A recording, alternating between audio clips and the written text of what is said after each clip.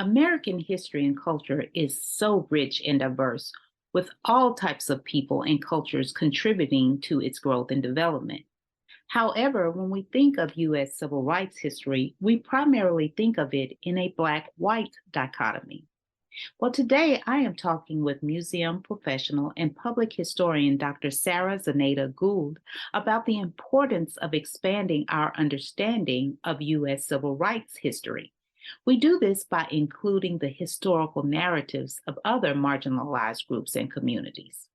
Dr. Gould and I also discuss her efforts to foster social change through museums.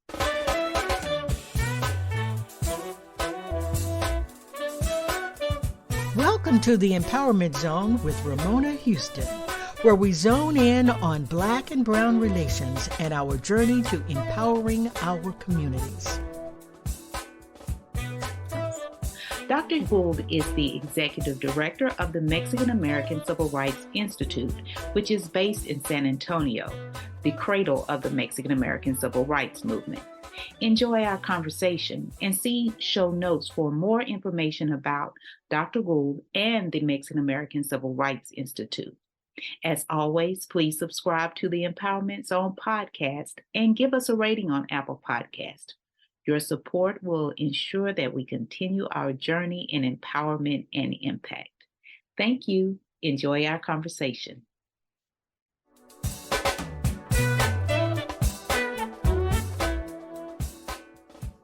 Yes, welcome back to the Empowerment Zone. Here we are all about centering and elevating African American and Latino voices, and we are all about empowerment and impact. And today I have a special treat. We have Dr. Sarah Zenaida Gould with us today. She is the Executive Director of the Mexican American Civil Rights Institute, and it's based in San Antonio, one of my favorite all-time cities. And so we're here to talk about how we as American citizens, as citizens of the world, can expand our understanding of U.S. civil rights history. Most of the time when we look at civil rights, we only look at the African American community and really don't look at how other communities have contributed to and developed civil rights in our country. My area of expertise as a scholar is African American and Mexican American history. So this particular topic is right up my alley because I do see a very close relationship, particularly in Texas, between the African American and Mexican American civil rights movement. So I hope you enjoy our conversation. I'm looking forward to have a great discussion with our next guest, Dr. Sarah Zenaida Gould. Hi, Dr. Gould. It's a pleasure to have you here on the Empowerment Zone. Welcome. Thank you so much for inviting me to your show. I'm thrilled to meet you and thrilled to be here. Well, I'm excited to have you. There's so much that we can learn from you being a guest on our show. As you know, history is so important to social impact and empowerment. And we have to know our histories and learn from our histories in order to really accomplish the social, political, and economic goals that we want to accomplish in our communities. So tell us, how did you get into American civil rights, Mexican American civil rights, and come to be the Executive Director of the Mexican American Civil Rights Institute? Well, let me start with some sort of early life experience. When I was a kid, I grew up mostly in Houston, and we went to museums all the time on weekends. Back then, it's not quite true anymore, but back then, the museums in Houston were very low cost. I'm assuming it had to do with all the oil money in the city. I'm not really sure, but I just know that the museums were very low cost, not to mention the fact that they were air conditioned. So we went to museums on the weekends a lot. And so I have to thank my parents for that. I got very interested in the process of walking into this space and learning and learning at your own speed, going up to the thing that drew your attention, it's a different type of learning than what happens in school, where you know, there are lessons that are taught to you, and maybe there will be things in there that really speak to you, but maybe there won't. And when you go into a museum, you can kind of pick and choose. Ooh, that draws my eye, and so it's just a different type of learning. It was very compelling to me. I didn't really connect those dots until later, but I was really fortunate to go to college. I went to Smith College for undergrad, which was very far away from Texas, right? But I was very intrigued by the idea of something totally different. And the other thing is that a small private school like that happened to have really good scholarship money. And so I went to Smith, and as it turned out, Smith had a program, still has a program, where you can spend a junior year at the Smithsonian. And I ended up doing that. Yeah, and that opened my eyes to a lot of things. But I will also say that at that time, this was in the late 90s, there were a number of things going on nationally that were concerning to me. One of them was there was this big movement for English only. And, you know, this sheriff out of Arizona was causing a lot of trouble for people of Mexican descent in Arizona. I think that it was an interesting experience, and I've talked to other people who have had similar experiences, where I grew up in a city that was incredibly diverse, Houston, went to a school in an area that was not so diverse. And in that journey, I realized how Mexican I am. I don't think I was really aware of that when I was growing up in Texas, because there were so many different kinds of people in Houston. But it became very clear to me going to Massachusetts that, in fact, I was pretty Mexican. and I wanted to know more about that. But at the same time, you know, hearing these news stories about this kind of racist policy that was coming out of particularly the West at that time, California and Arizona in particular, it sparked my curiosity about how that came to be. As it turned out, I only knew a tiny bit about this at the time, but prior to my being born, when my mother was young, her parents were very active in LULAC, the League of United Latin American Citizens, which is the oldest Latino civil rights organization. And so my mother had grown up around my grandparents being very involved in that, going to conferences and meetings about LULAC, raising money to send kids to school to raise scholarship money. But by the time I was growing up, that was something that, you know, they had moved on from. But my senior year in college, I ended up doing a 1-month internship at the national office of LULAC in DC.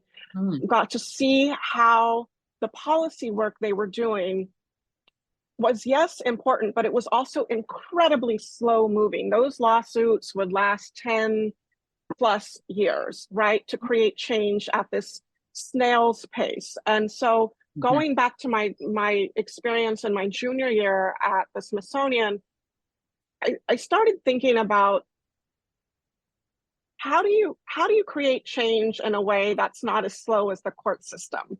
And to me, one of those ways, and I'm sure there are many ways, but one of those ways is through teaching people in a modality that doesn't feel threatening, that feels more like I'm exploring new information. Now, having said that, I was still somewhat conflicted by the time I got to the end of college. I took the LSAT thinking maybe I wanted to be a civil rights lawyer.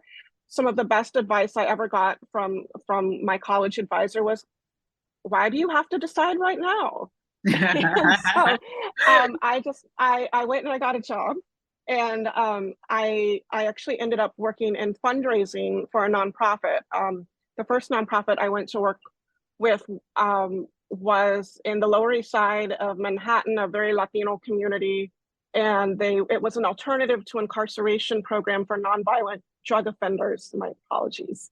It was at a alternative to incarceration program for nonviolent drug offenders, which offered family-based counseling for people who were trying to work through addiction and keep people out of prison, because for so many families, especially if a breadwinner goes into prison, the whole family becomes incredibly vulnerable. Right. And in New York at the time, there were some very strict drug laws called the Rockefeller drug laws, which would impact truly the entire family and destabilize their housing situation, all kinds of issues. And so this was kind of, again, late, this was 1999. This was before drug courts became more prevalent. So now we have more of this across the US, where if you have a drug conviction, in some places you can go to a drug court and get an alternative sentencing that will keep your wellness in mind. Because if we, you know, addiction is a disease, it needs treatment. So anyway, I got fundraising experience doing that. So my boss actually sent me to a grant writing class. She noticed I could write pretty well. She sent me to a grant writing class. I liked it. I ended up doing a philanthropy program through NYU's continuing ed program.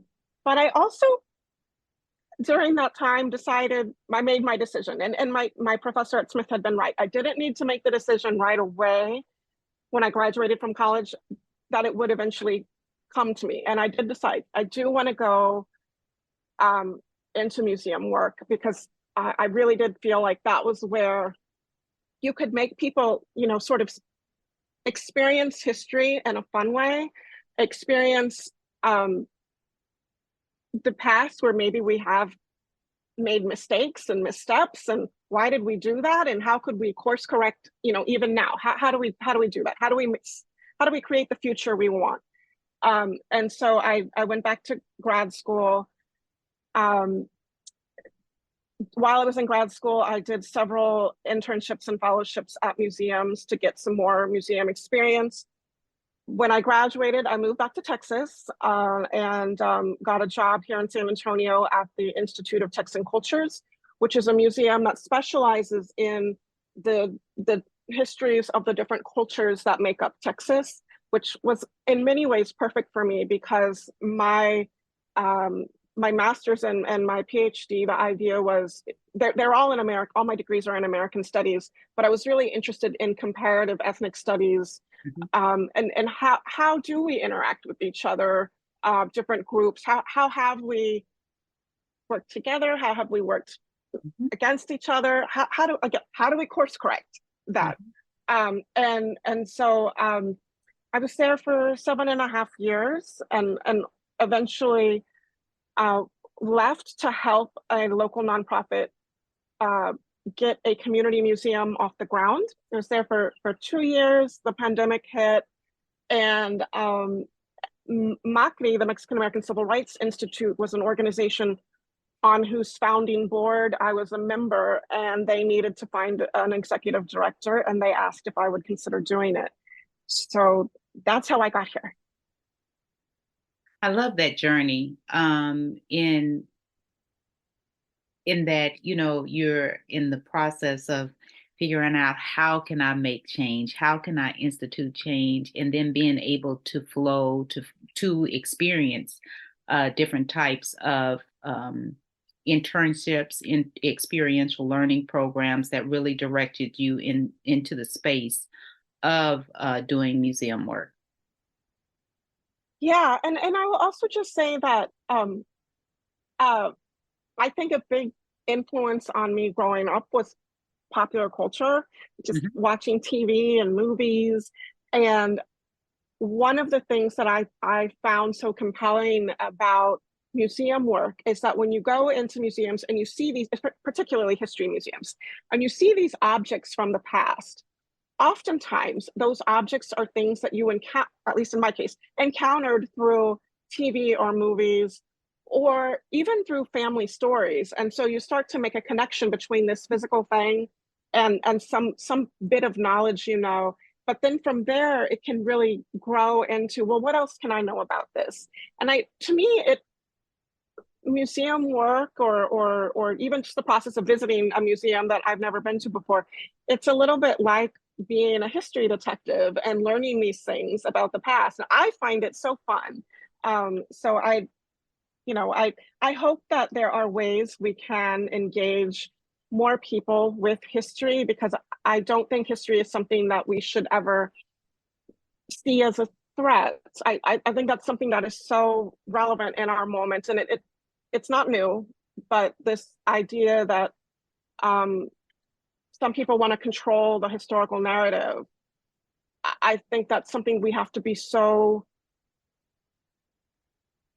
careful about how we approach that, and how we ensure that not just all people living today, but future generations have access to accurate information. And of course, for many, many generations, the version of American history, or the version of Texas history, where I am from, has been shaped politically. And in the late 60s, early 70s, there was a big movement within the history field to tell more diverse stories, to broaden the narrative. So we start seeing the emergence of African American history. We start seeing the emergence of women's history. Later, we start to see the emergence of Asian American, Latino, or Mexican American, Chicano history. And then later than that, gender history, LGBTQ history, right? So there are all these avenues where many of us did not grow up in school with those more diverse narratives, but there are now scholars working on those parts of history that weren't part of sort of the mainstream story in the past. It's going to take a while for that to move from the university level to, say, the K through 12 public school level. We're seeing that right now. We're seeing the kind of pushback against the attempt to bring these narratives into K through 12. And we have a lot of work to do. I would just say we don't want to get too frustrated by it, because I will just say change happens slowly. When you study history, you know this. Change happens very slowly. There are often a lot of steps backwards before you move forward again. And history is never this straight path to the future, right? It's always bumpy and a little bit of back and forth. So there is a lot we can do. I do want to just say, though, I think it is super important that we have made at least some progress with getting the general public to know African American civil rights history. You really cannot understand this country without understanding African American civil rights history. And had it not been for the African American civil rights movement, and I'm going to take the African American civil rights movement back to at least World War I, but certainly we could go even further back. But had it not been for that, we would not have had the inspiration for people like, I know one of your previous guests, Cynthia Orozco, talked about Alonso Perales. He was a Mexican American who was in World War I, went on to do all these amazing things. But had there not been African Americans questioning segregation, questioning the rule of law in that moment, it's hard to imagine that Mexican Americans or later Asian Americans or Native Americans or all these other groups would have had the model or the precedent to take these actions that then really come to a head in the late 60s, early 70s. And honestly, we're still working through some of that. But it is critical that the American public know African American civil rights history. The next stage, the stage that MACRI is involved in, I think, is to increase the public's awareness of other civil rights histories, right? And so for us, we're focusing on Mexican American civil rights history. But again, Mexican American civil rights history does not exist in some kind of vacuum without women's rights history or without LGBTQ rights history. These things are all interwoven. So even though we want to focus on the Mexican American, and I'll explain why in a second, I do not ever want us to think that Mexican American civil rights history is its own separate thing. In terms of why it's so important, I would just point to the demographics of the country, certainly the demographics of Texas, and especially the demographics of our public schools across the country. Right now, Latinos are the largest ethnic minority group in the US and have been for 20 years. For 20 years, we've been the largest ethnic minority group in the country. As of last year, we became the largest demographic group in Texas, not the largest ethnic demographic group, just the largest demographic group, period. We also have more Latino students in public schools than any other group. Latinos tend to be young, tend to be under 18. So what does it mean to have these schools full of brown faces that don't really know much about Mexican American history, much less that for generations, Mexican Americans have been working to advance democracy? That's really critical to me. Is I think that this is not isolated to Mexican Americans. You see this across different ethnic groups, that there's this stereotype of foreignness that sticks to different ethnic groups, or there's this stereotype of, in some cases, passiveness about oppression that sticks to different groups, and that is simply not true. We have had Mexican Americans push back against discrimination for a very long time, going back honestly to before 1836. So these are things we need to know about. What impact does it have on the psyche, on the self-esteem of a kid who thinks, we never did anything? And how wrong is that too? That narrative, of course, that's wrong. So we have so much that we can do, and my approach tends to be one of, let us put the facts out there through exhibits, engaging public programs, and hopefully people will come to it with an open mind. And then if they find something that they find interesting, something that they want to know more about, hopefully they will either follow some of the information that we provide or go, honestly, hop on Wikipedia and learn some more about this history. There's so much that is out there. There's no reason to, I guess what I just want to emphasize is there's no reason to be afraid of this history. It doesn't erase anything else. So, to say, hey, did you know that Mexican American school children were segregated for a long time, and that in fact, the impact of Brown versus Board of Education, a 1954 Supreme Court case, did not get extended to Mexican American school children until 1970?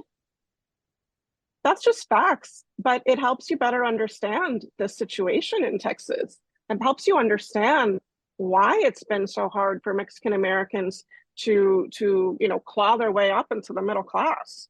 So that there's all this information that I think would help people better understand who we are as a country, who we are as a community of people who live together, and how do we frame our understanding of democracy when we do have these issues. That's not to be anti-American, that's not to be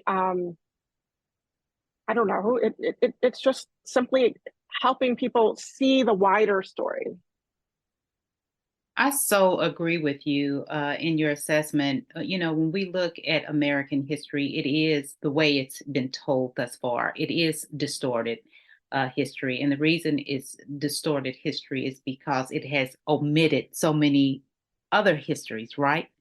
And so your work in the museum and the work of various scholars, which you mentioned, is to disrupt and reframe the narrative so that we can have a better and clearer understanding of American history, uh, both its great things and not so great. You know, you talked about the segregation of Mexican American students, which a lot of people don't know. We know that African Americans were segregated in the public school system, but few people know that Texas actually segregated Mexican Americans as well. And because they were classified as white, that was the excuse for not allowing, like you mentioned, the you had to have a whole nother case in 1970 to get Mexicans to keep Mexicans from being segregated, Mexican Americans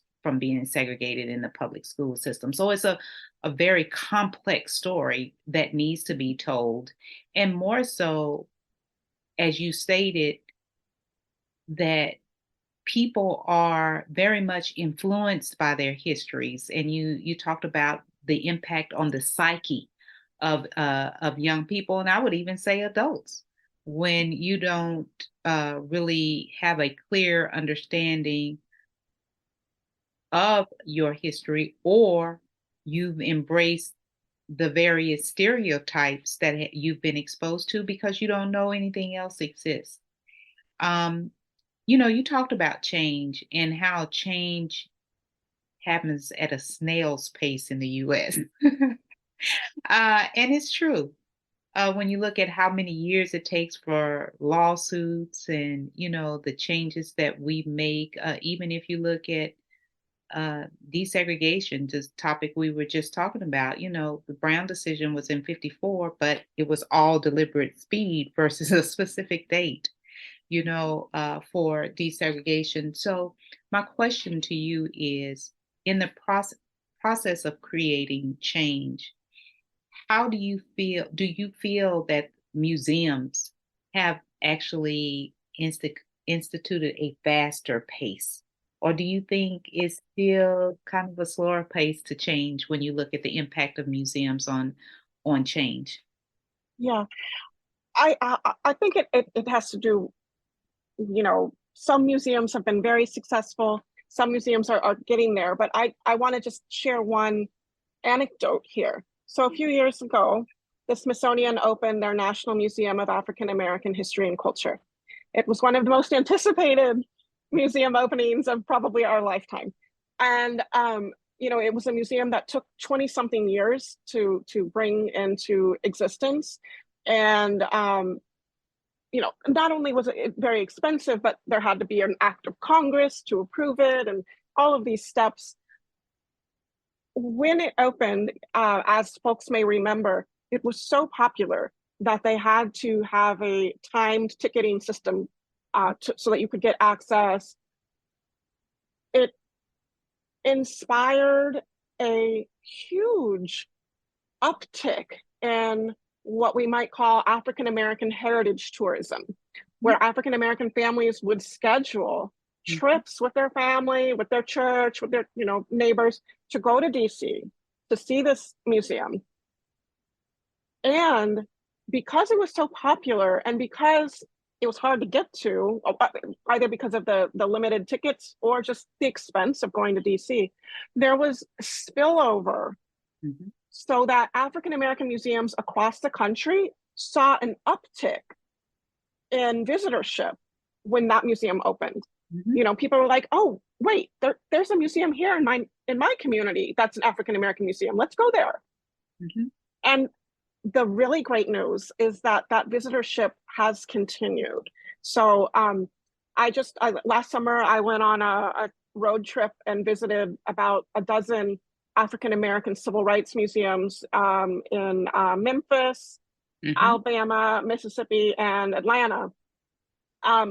Every place I went, tour buses, you know, packed with families, Black, white, brown, You know, it was wonderful. I loved to see that. I loved to see that.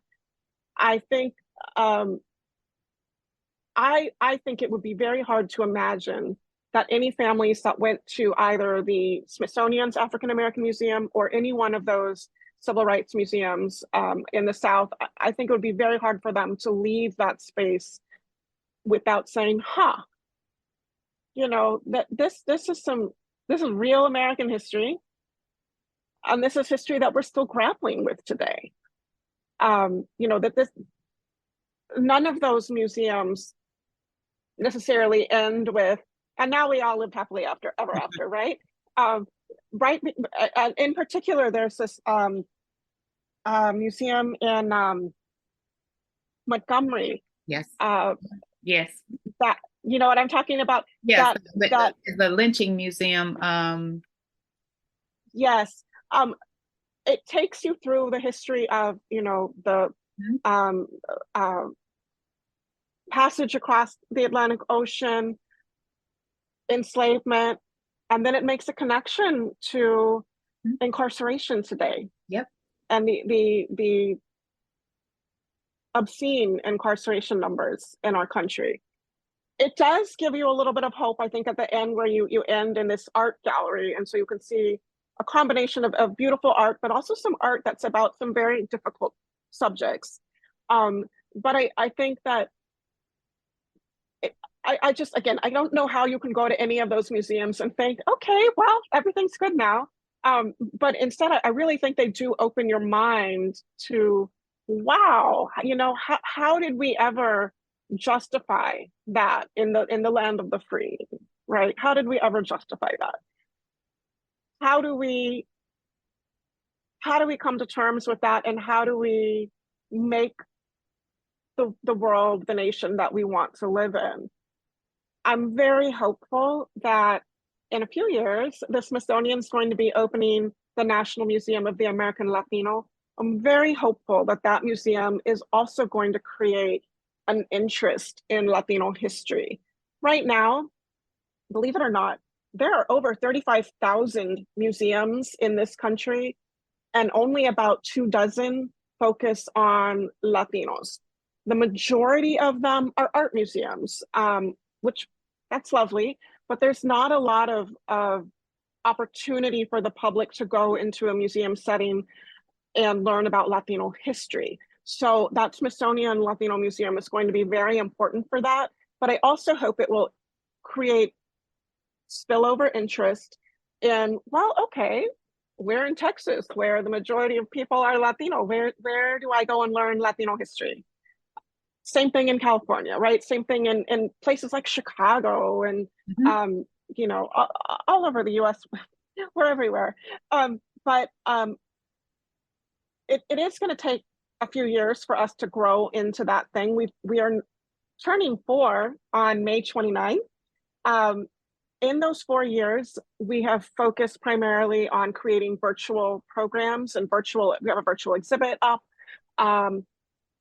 We are now moving into a hybrid phase where we'll be introducing a small physical location. It's our starter home. And then hopefully, in 10 years, we'll have a national museum for Mexican American civil rights history. San Antonio, as folks may know, is the cradle of a lot of Mexican American civil rights history in the United States. Things that happened in California oftentimes had some kind of connection back to San Antonio. MALDEF, the Mexican American Legal Defense and Education Fund, was founded here along with a couple of dozen Mexican American civil rights organizations. So that it's also, San Antonio has a very active tourist economy. A lot of people come for the Riverwalk and the Alamo and the missions. So we think that we'll be getting not only the local population, which San Antonio is about 67% Mexican American, but also we think folks from other parts of the state would come to the museum, and we certainly hope people from other parts of the country would come too. What I think is so critical that everybody know is that Latino history is American history, Mhm. just like African American history is American history, just like Asian American history is American history. So if you consider yourself well versed in American history, well, you're going to want to know Mexican American civil rights history.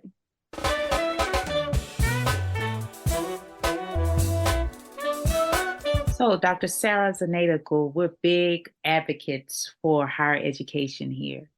And we want you to give a strategy for college success so that students can go into college and know some strategies so that they can make sure they're successful in college. Because a lot of times, as you know, we go through college and we're like, I wish I would have known this, or I wish I would have known that. So could you begin by telling us what colleges did you attend? What were your degrees and majors? And then what strategies would you give students to ensure that they're successful in college? Absolutely. I attended Smith College in Northampton, Massachusetts for undergrad. That's one of the women's colleges. They call them the Seven Sisters. Um, I majored in American Studies, which is an interdisciplinary field that allowed me to do some history, some sociology, some literature. I liked being able to do a little bit of those different humanities things. And I then ended up going to the University of Michigan to get a master's degree and PhD, also in American Studies, although there they call it American culture. But again, it's an interdisciplinary field. So for me, my focus was history, but I also took classes in film studies, visual culture, art history. Um, that allowed me to just sort of get a broad grounding. Um, in terms of tips, the first thing I would just say is, as you're thinking about applying to undergrad, don't be afraid to apply to private schools. I know they have huge price tags attached to them, but oftentimes private schools have more scholarship money than public schools. So when I was applying to schools, I applied to UT Austin, which is like my state school. I also applied to several different private schools. The financial aid package I got from Smith made it cheaper than going to UT Austin. And had I not applied, I never would have known that. So just don't rule out private schools. I would also say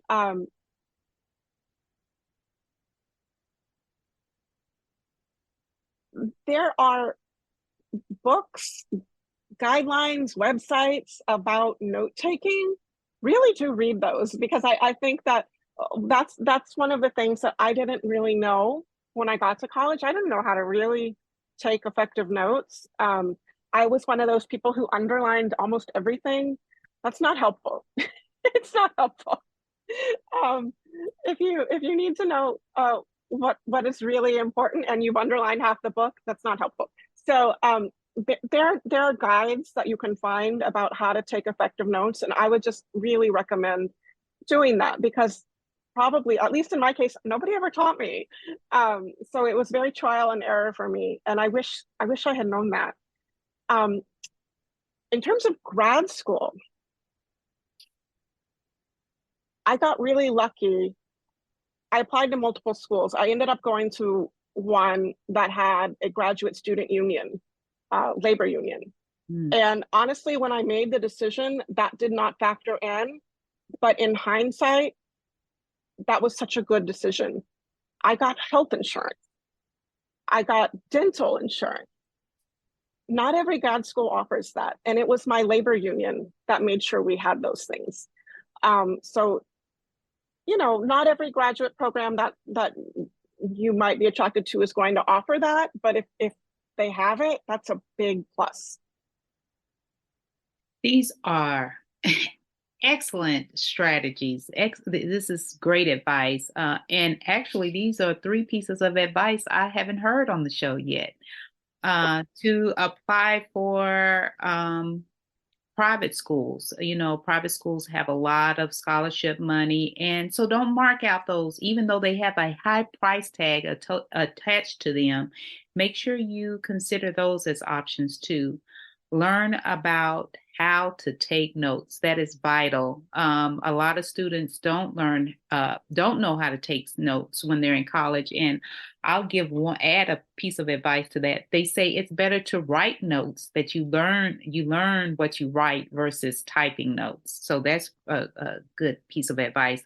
And then lastly, consider choosing graduate schools that have a labor union. I can testify, I went to the University of Texas at Austin for graduate school, and we did not have a labor union. So I did not have health insurance and prayed all the time I wouldn't get sick, and had to pay for my own health bills and dental bills. So I think that is a good piece of advice as well. So thank you, Dr. Sarah Zenaida Gould. We appreciate your advice. Thank you for having me, and good luck to everybody applying to college. I know it's daunting, especially if you're first gen and you don't really have anybody to explain this to. You'll get through it. Thank you. Thank you so much for that great advice.